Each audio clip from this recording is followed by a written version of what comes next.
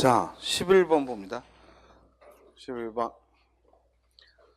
표준말을 강조하는 이유로 가장 올바른 거. 1번. 사투리를 쓰면 이질감이 생기기 때문이다.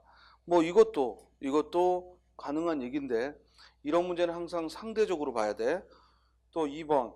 사투리를 쓰면 토속적이고 근대적인 인상을 주기 때문이다. 이거는 사투리를 쓰는 장점이죠. 그렇죠? 사투리를 쓰면 이렇게 토속적이고 또 친근함을 줘요. 그래서 사투리는 없어야 하는 말이 아닙니다. 반드시 우리 언어에 필요한데 또 사투리가 하는 역할이 있고 표준어가 하는 역할이 있지. 사투리를 쓰면 공동문화권 안에서 바람직한 의사소통이 안 되기 때문이다. 이것이 가장 표준어가 필요한 이유고 이걸 우리가 통일의 기능이라 했죠. 같은 언어를 쓴다는 일체감을 주기가 어렵다는 거죠. 사투리를 쓰면 우월성이나 열등의식을 조장하기 때문이다. 이것도 뭐 틀린 말은 아니겠지만 그래도 표준어가 필요한 중요한 이유는 아니죠. 그러므로 가장 표준말을 강조하는 이유는 3번입니다. 우리가 서로 같은 언어를 쓴다는 일체감을 주기 위해서 표준어가 필요한 것이죠. 자, 12번 보겠습니다. 교도소를 큰 집이라고 하고 돈을 동그라미라고 하고 굉장히 저속한 말이죠. 예를 들어 10,000원만 빌려줘 이런 게 아니라 지폐 있니? 지폐? 뭐 이러거나 아니면 뭐 쩐 있어? 이러면은 사람이 천박해 보이잖아. 따라서 이런 걸 속어라고 그래요. 속어. 반면에 입을 주둥아리라고 하거나 시골 사람을 촌놈이라고 부르는 것처럼 이렇게 상대를 신체를 비하하는 말, 즉 신체를 깔보거나 그 사람의 인격을 깔보는 말, 이건 비어라고 해요. 이걸 비어라고 합니다. 그리고 두목을 왕초라고 하거나 산삼 캐는 사람을 신만이라고 하듯이 지금이야 이 말이 모두 알려졌지만 예를 들어 우리 지금 네티즌들이 쓰는 처음 보는 말들 있죠. 그죠? 뭐 열폭했다 이런 말도 스님은 처음에 뭔가 그랬어요. 그 말이 이렇게 그렇게 그 계층에서만 쓰는 그런 낯선 말. 쌤은 처음에 김치녀 그러길래 김치 담그는 사람인 줄 알았어. 그러니까 이렇게 낯선 말들 그런 것들은 우리가 뭐라고 하냐면 은어라고 하는 거예요. 은어. 정답 몇 번? 3번. 속어는 저속한 말이고 비어는 깔보는 말이야. 다음 13번. 순수한 우리말이 아닌 거. 이건 공부 안 하면 못 풉니다. 그래서 자꾸 외우고 또 순 우리말에 대해서 알아둬야죠. 1번 고갱이 하면 어떤 핵심을 가리키는 순 우리말이죠. 핵심을 고갱이라 해요. 덕이 역시 우리말, 그리고 후미지다도 우리말이라. 후미지다도. 그런데 가장 관계없는 건 몇 번? 3번. 즉 고약하다라는 말은 이 오른쪽 해설에 있듯이 한자어 괴약하다에서 온 말로 즉 이는 한자어죠. 정답은 3번. 여러분들 순수한 우리말도 암기하셔야 돼요. 그래서 특히 우리 교재 맨 끝에 어휘집에 순 우리말하고 나온 것들은 틈나는 대로 이걸 언제 하냐 싶을 때가 힘들지 조금씩 해나가면은 여러분들이 아는 단어도 꽤 있을 거고 순 우리말이 한자보다 처음에 공부할 땐 더 어려워. 왜냐면 짐작할 만한 실마리가 없잖아. 그죠? 한자는 그래도 뜻글자라 한자를 보면 조금 짐작이 되지만 이 우리말의 경우에는 소리 글자라 짐작이 어려우니까 우리가 우리말 공부가 처음에는 좀 더 어려울 거예요. 자, 따라서 정답은 3번이고요. 14번. 순수한 고유어가 아닌 거. 김치 한자어예요. 김치가요. 한자어 침체에서 들어온 말로 이는 한자어입니다. 그리고 썰매 역시 눈설자, 끌맞자 그래서 설마에서 온 말이기 때문에 역시 한자어예요. 자, 생각이 순우리말이에요. 생각은 순우리말로 이 생각을 이제 한자어로 뭐 사고하다, 성찰하다 이런 표현을 쓰는 거고 그 다음에 고구마는요. 고구마는 외래어죠. 고구마는 외래어입니다. 따라서 14번의 정답은 3번이 되죠. 다음 15번 국어 어휘에 대해 맞지 않는 거 됐습니다. 국어 어휘에 대해 맞지 않는 거. 국어 안에 고유어가 있고 한자어가 있고 외래어가 있고 외국어는 그냥 뭐야? 다른 나라 말일 뿐이야. 외국어는. 그러니까 허즈번드니 와이프니 이런 말들은 외국어야. 우리말이 아니지. 그러나 타이어니 또는 뭐 램프니 이런 말들은 외래어가 되는 것이지. 이해됐죠? 정답은 1번. 다음 16번부터 17번 본문을 보시면요. 외국어로부터 들어온 말도 즉 새말의 많은 부분을 차지한다. 그 중에는 붓이나 먹이나 말, 보라매, 구두, 남포. 이 남포는 램프에서 온 말로 우리가 램프를 우리말로 남포라고 바꿔 쓰죠. 또 담배, 고추, 고무, 부처 등과 같이 밑줄쳐 완전히 우리말처럼 되어 외래어라는 의식조차 없는 것, 이걸 뭐라고 불러? 귀화어라고 하는 거예요. 이걸 귀화어다라고 하는 거예요. 즉 아예 완전히 우리말처럼 돼서 즉 아예 다른 나라 말이라는 의식조차 없는 걸 귀화어다라고 해요. 맞고요. 그 다음에 구역질, 비위, 반찬, 또 자반 이런 말은 거의 그 어원을 의식하지 못할 만큼 우리말이 된 것이 있다. 이거 역시 거의 우리말처럼 돼서 즉 아예 어원을 의식하지 못할 정도. 이것도 역시 귀화어에 대한 설명이죠. 귀화어에 대한 설명이죠. 그러나 데모니 원피스, 아나운서 렌즈 이런 말은 서구어, 일본어, 한자어 등에서 왔다고 의식은 되지만 우리말에 당당히 지위를 굳힌 말. 이게 바로 뭐야? 차용어야. 차용어.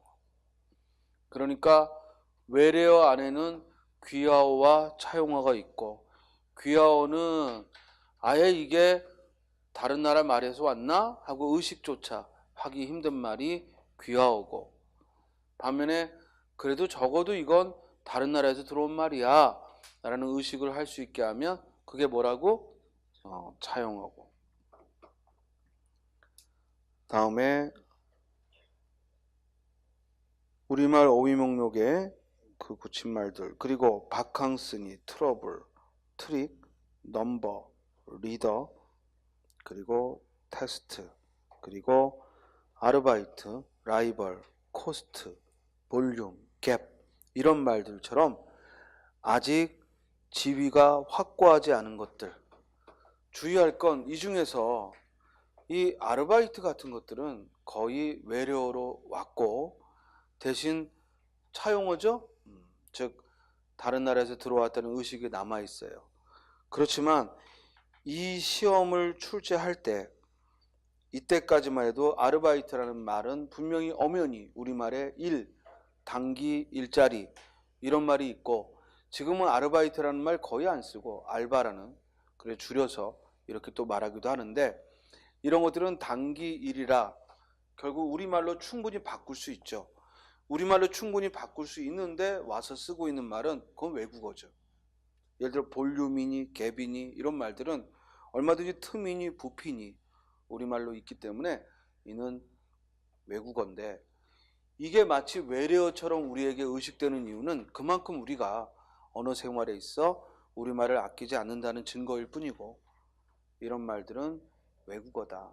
그래서 16번에 그 언어의 종류를 말할 때 이때 가장 관계없는 건 2번. 즉 니은은 차용어가 아니라 아예 어원도 의식하지 못하니까 이는 뭐라고요? 귀화어에 대한 설명이다. 이해됐어요? 다음에 17번 이 어원을 써놨는데요. 붓, 먹, 귀신, 약 고추 이런 말들은 한자어를 어원으로 한다. 맞고요. 또 말과 보라매 이 둘은 몽고에서 어원을 준다. 맞습니다. 그런데 남포는 아까 말한 대로 서양말 램프에서 온 말이고, 그리고 고무 역시 서양에서 들어온 말이기 때문에 남포와 고무가 몽고에서 어원을 준다는 건 틀린 말입니다. 정답은 2번. 구두니 담배니 우동이니 하는 말은 일본어에서 들어왔고요. 데모니 펜이니 넥타이니 하는 말들은 즉 영어에서 들어온 말입니다. 자, 이제 18번부터 20번은 국어 순화에 대한 얘기인데, 먼저 이 국어 순화라는 것은 우리말에 있는 그 잡스러운 것, 그러니까 지나친 외래어나 또는 비문법적이고 또는 규범에 어긋나는 말들은 올바른 말로 바꾸는 걸 순화라고 해요. 그리고 또 어려운 한자어 대신에 즉 쉬운 우리말을 쓰는 것도 국어 순화라고 합니다. 그래서 그 순화에 대한 즉 교과서 본문을 제시하고 질문했습니다. 볼까요? 순화란, 자, 순화를 국어사전에서 찾으면 한자가 2개가 나올 거야. 이건 무슨 말이냐면 둘 다 써도 된다는 거야. 이해했어요?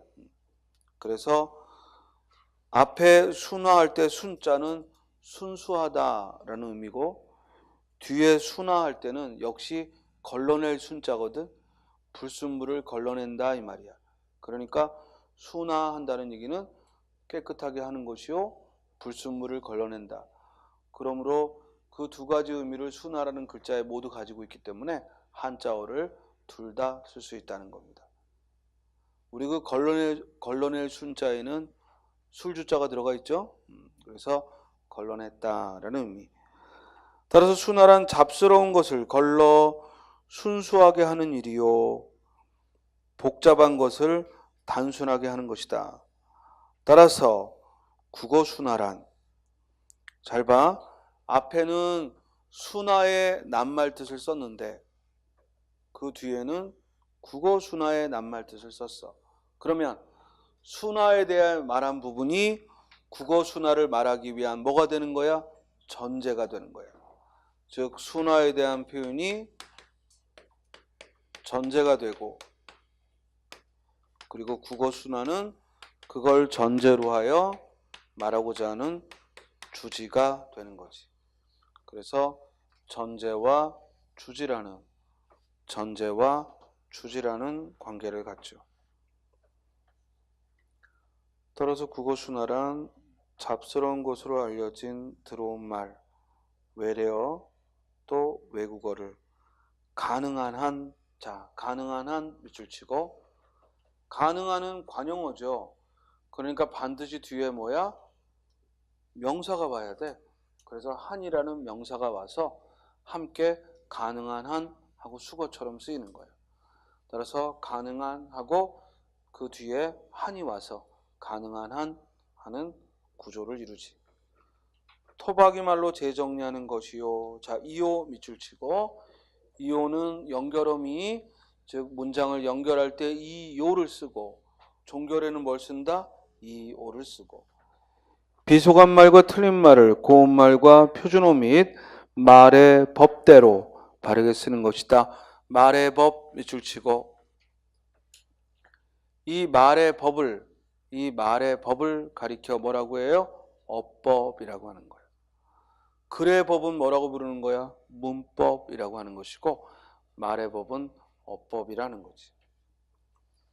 또 그건 복잡한 것으로 알려진 어려운 말을 될 수 있는 대로 쉬운 말로 고쳐 쓰는 일도 된다.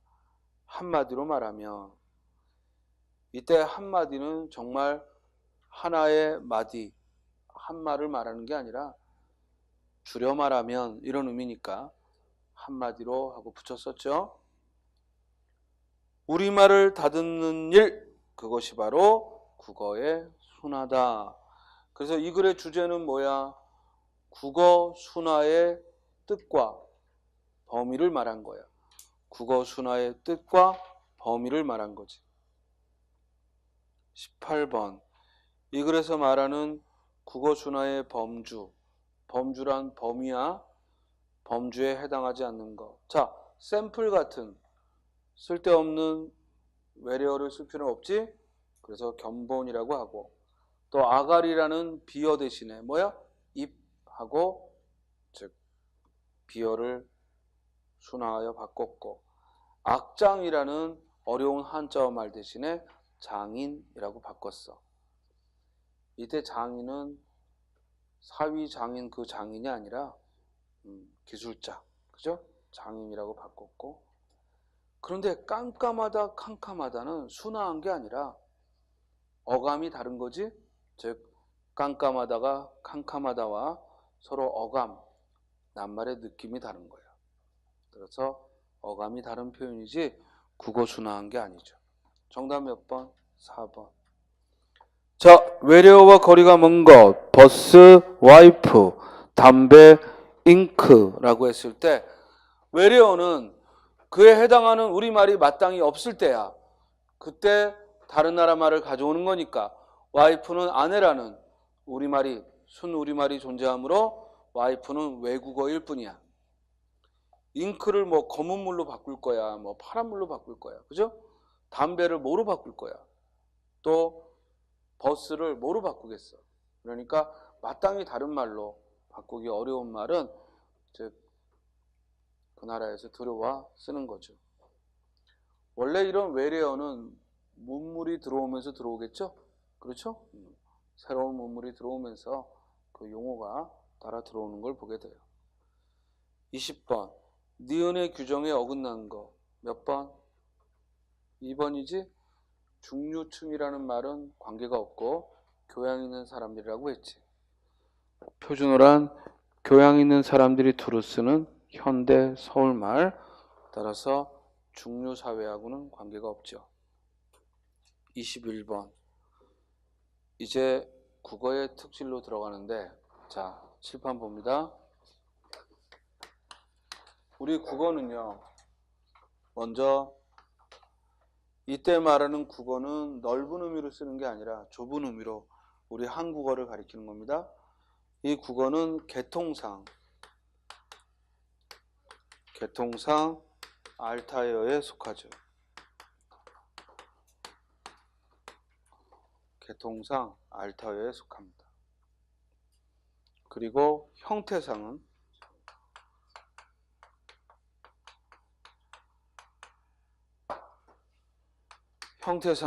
교차거, 첨가어라는 말을 하죠. 자, 우리말이 언어의 개통상 알타이어에 속한다라는 것은 이건 그냥 단순 암기. 왜냐면 이건 여러분들이 연구할 수도 없고 스님이 연구할 수도 없고 이미 학자들이 연구한 그 결과를 우리가 가져와서 우리말이 알타이어족에 속하는구나. 이건 단순 암기고, 반면에 우리말이 교차어이면서 첨가어다라는 것은 이건 이해를 좀 해야죠. 우리말이 교차어, 첨가어라는 얘기는 우리말의 문법적 성질을 나타내는 형태소가 따로 있다는 얘기야. 그리고 그 문법적 성질을 나타내는 형태소를 뭐라고 불러? 형식 형태소라고 하고, 우리말에서는 이 형식 형태소 세 가지가 있죠. 그게 뭐라고? 조사, 어미, 접사.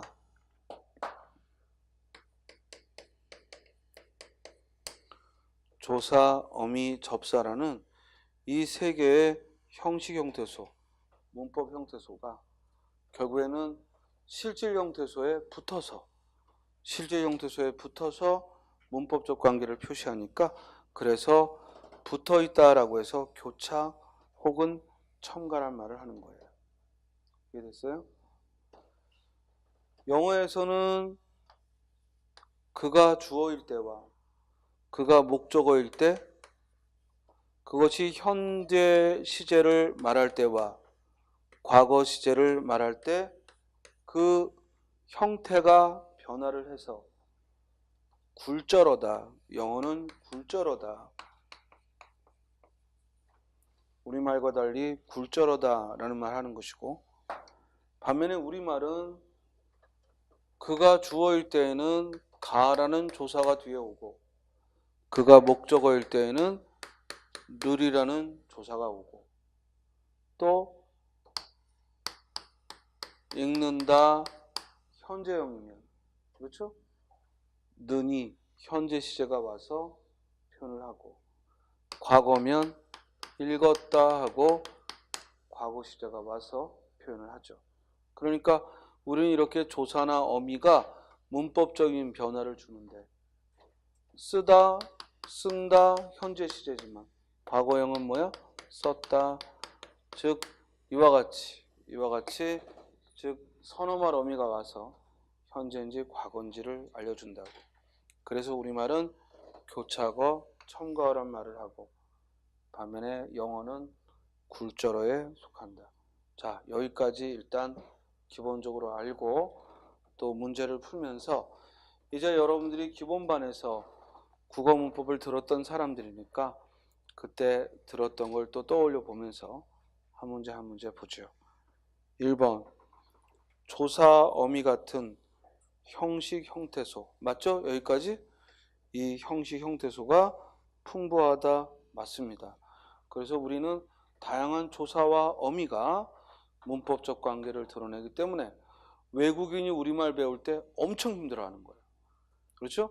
우리는 영어가 어렵다고 하지만 외국 사람들은 한국어를 힘들다고 얘기하는 것도 적절하게 조사 어미를 쓰는 게 어렵고 또 높임말을 힘들어 하더라고. 그래서 가끔 외국 학생들이 대학원 같은 데 있을 때 교수님 이 논문 다 쓰셨는데 한번 봐줘 이렇게 되는 거예요. 그러니까 어이가 없지. 그러니까 나름대로 높임을 쓴다고 쓰는데 그 표현이 써야 될 때 안 쓰고 그죠? 이렇게 달라지는. 그래서 굉장히 난감해하는. 요새 대한민국 대학원은요 중국 유학생들이 먹여 살려요. 거의 대부분의 과가 중국인들이 특히 이 친구들의 공통점이 모두 한국 드라마나 한국 가요를 듣고 호감을 느끼고 온 거야. 그러니까 그 과목에 대한 전문성은 거의 없다고 봐야지.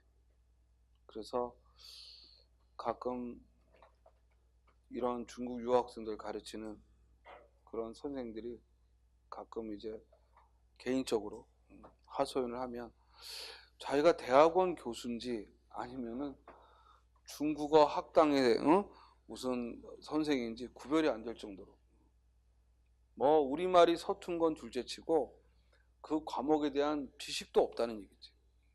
그래서 아주 난감한데 문제는 지금 대학이라는 곳에 먹여 살리는 게 지금 한국 학생들은 거의 대학원을 안 간대요. 다니다가도 금방 나가버리고.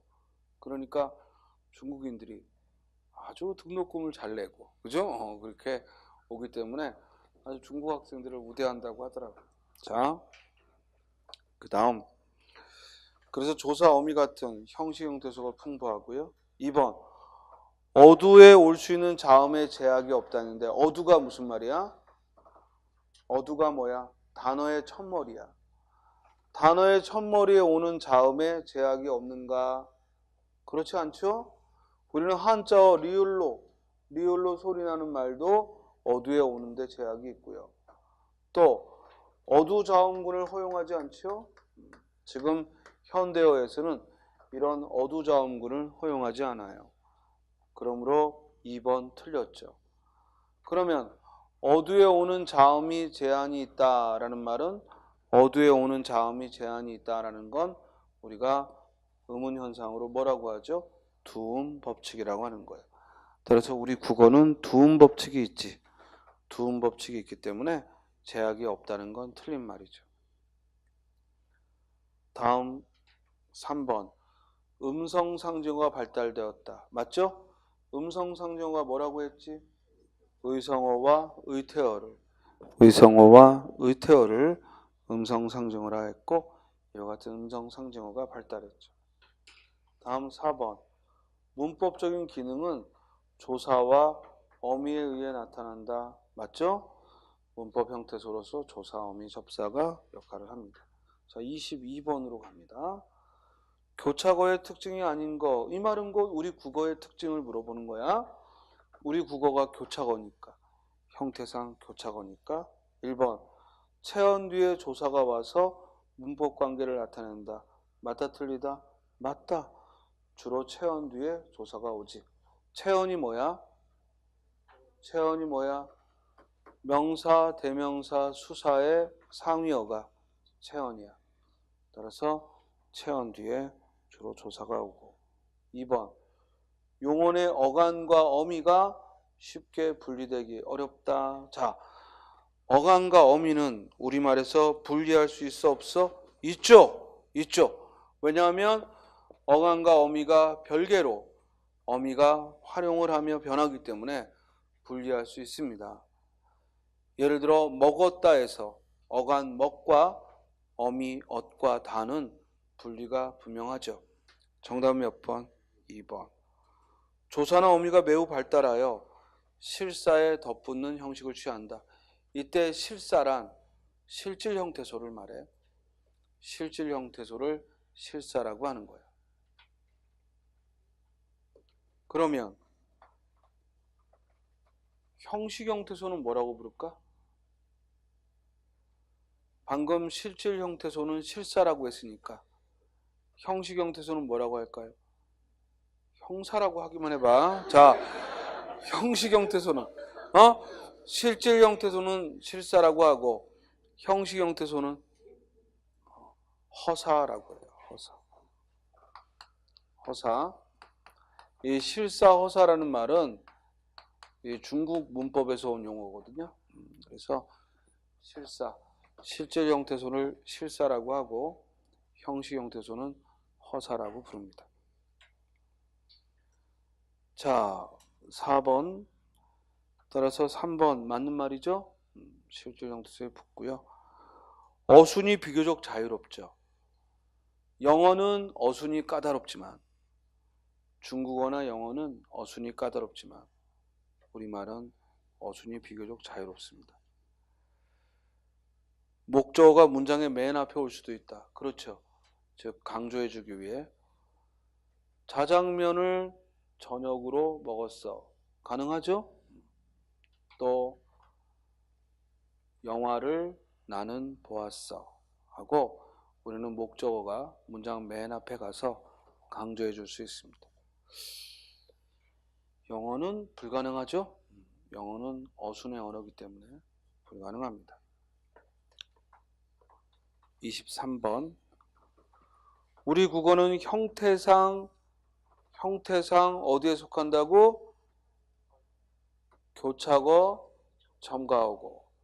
그리고 개통상 어디에 속한다고? 알타여어고. 정답은 2번.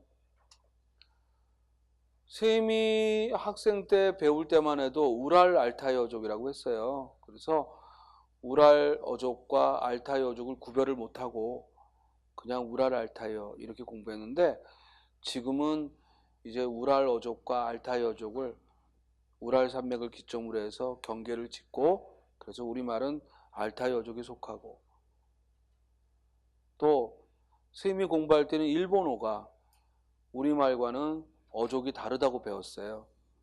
근데 선생님이 되고 나서 보니까 일본어를 같은 알타이어로 보죠. 알겠어요? 그래서 몽고, 터키어, 일본어 등은 우리말과 굉장히 유사한 말이 많이 있는 같은 알타이어에 속합니다. 다음 24번. 알타이어의 공통 특질은 그냥 국어의 특질이에요. 괜히 알타이어의 공통 특질이라고 폼나게 써놨지만 결국 국어의 특질. 왜냐면 우리말이 알타이어니까. 1번. 모음조화가 있다. 맞죠? 우리가 모음조화라는 것은 양성모음 뒤에는 양성모음. 우리 아까 양성모음 뭐라고 배웠어요? 아와 오. 이 아나 오 뒤에 오는 어미는 아와 오가 오게 돼 있죠. 이를 모음조화라 합니다. 2번. 두음법칙과 마름법칙이 있다. 마름법칙은 음절의 끝소리 규칙을 말합니다. 말음 법칙이 뭘 말한다고요? 음절의 끝소리 규칙. 그런데 주의할 건요. 북한은요. 일부러 두음 법칙을 쓰지 않아요. 북한 말에서는 일부러 두음 법칙을 쓰지 않고 있습니다. 그러나 남한은 두음 법칙을 적용하고 있고 이는 알타이어의 공통된 특질이야. 그래서 두음 법칙과 음절의 끝소리 규칙이 있죠. 3번 단어의 성의 구별과 그리고 관사가 없다. 맞죠? 우리말은 남성명사, 여성명사가 없어요. 무슨 말인지 알겠어요? 우리 영어나 독일어나 또는 불어처럼 또는 스페인어도 그런가? 비슷하겠지. 유럽의 말은 서구 유럽의 말은 남성명사, 여성명사가 있고 그에 따라 문법적인 또 변화도 심한데 우리는 해가 남성명사냐? 아니에요. 우린 그런 구별이 없고요. 또 하나 우리말에는 관사라는 게 없죠. 관사가 없지. 언, 더 같은 이런 관사가 없다고. 대신 우리말은 관형사는 있지만 관사라는 품사는 없죠. 또 전치사도 없고요. 그리고 접속사도 없고요. 그래서 이런 것도 알타이어의 특징이래요. 알타이어의 특징. 근데 4번 주어 서술어 목적어의 어순이다. 우리말의 특징도 아니고 곧 알타이어의 특징도 아닌 거죠. 정답은 4번. 25번 우리 국어의 특징이 아닌 거 첫째 국어의 자음 중 파열음 밑줄 치고 파열음에 해당되는 게 뭐야? 비읍, 디귿, 기역 계열이야. 비읍, 디귿, 기역 계열. 그리고 파찰음이 뭐야? 지읒 계열. 지읒 계열. 이렇게 비읍, 디귿, 기역이나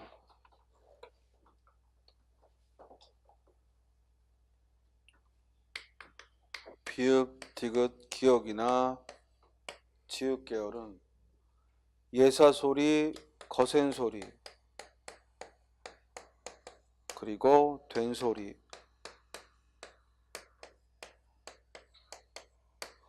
이와 같은 구조를 갖죠. 그래서 예사소리, 거센소리, 된소리의 삼중 체계로 이루어져 있다. 우리말은 이와 같은 삼중 체계로 예사소리, 거센소리, 된소리라는 삼중 체계를 가지고 있습니다. 자, 따라서 음운이 삼중 체계다. 맞는 말이죠? 자, 또 하나 알아둘 거. 이 예사소리를 한자어로는 뭐라고 불러? 평음. 평음. 거센소리는 격음. 격음. 그리고 된소리는 경음. 이응의 경음. 그 다음 또 하나 15세기 훈민정음 창제 당시에는 이 예사소리를 전청음이라고 불렀어. 전청음.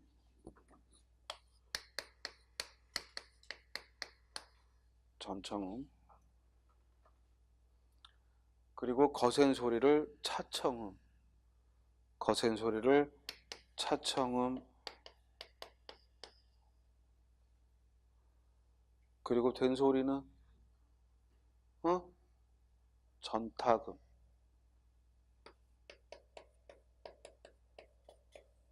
된소리는 전타금이라고. 그래서 전청음, 차청음, 전타금. 이건 15세기 훈민정음을 분류할 때의 용어야. 함께 알아두세요. 자, 이번에 우리말의 어휘의 이중체계가 형성된 건 조선시대부터다. 여기서 언어의 이중세계란 잘 봐. 우리말은 지금까지 앞에서 얘기했듯이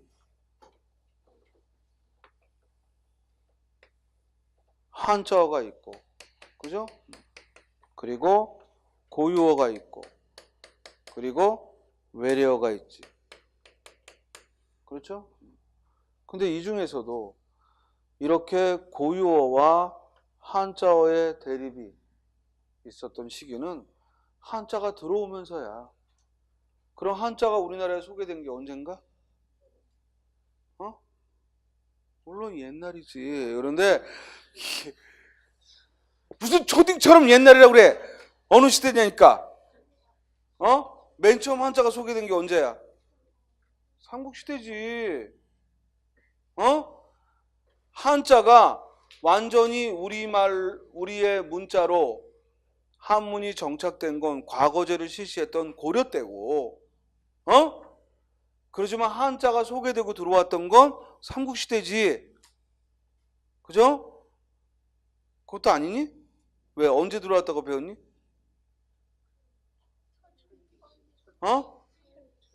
그러니까 철기 시대면 우리나라에 어떤 왕조 국가가 있을 때냐고. 고조선 때부터라고? 고조선이 있던 나라냐? 고조선 때부터 한자를 썼게?